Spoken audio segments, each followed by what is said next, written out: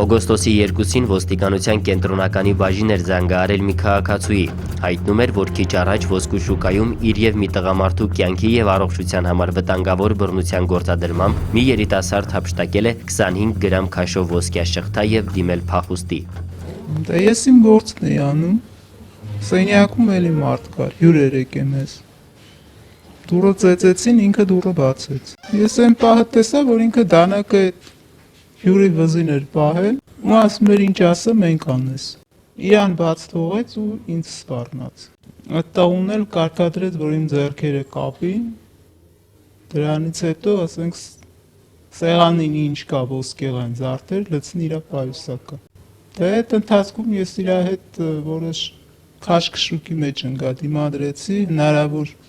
ինչ-որ մի բանի ձեռքս գցեցի, որ պաշտպանվեմ։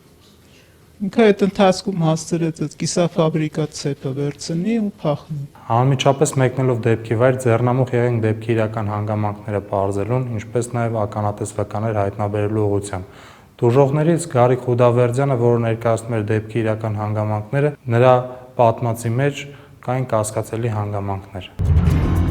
Տարօրինակ էր, որ դիմադրություն ցույց էր տվել միայն տուժած կինը, իսկ Խուդավերդյանը միայն այսպես ասած զոհի դերում էր։ Նա նաև ոսկու շուկայի աշխատակից չէր, այսինքն կասկածելի էր նաև այդ պահին նրա ներկայությունը սենյակում։ Ձեռնարկեցինք համապատասխան միջոցառումներ, որի արդյունքում պարզվեց, որ Գարիկ Խուդավերդյանը հանդիսանում է Հովհաննես Մանուկյանի ընկերը, որոնք էլ կազմակերպել էին ավազակային հարձակումը։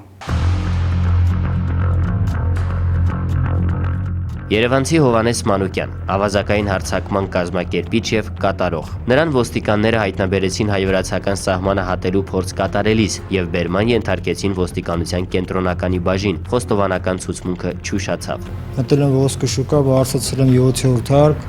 դուռը բացել եմ,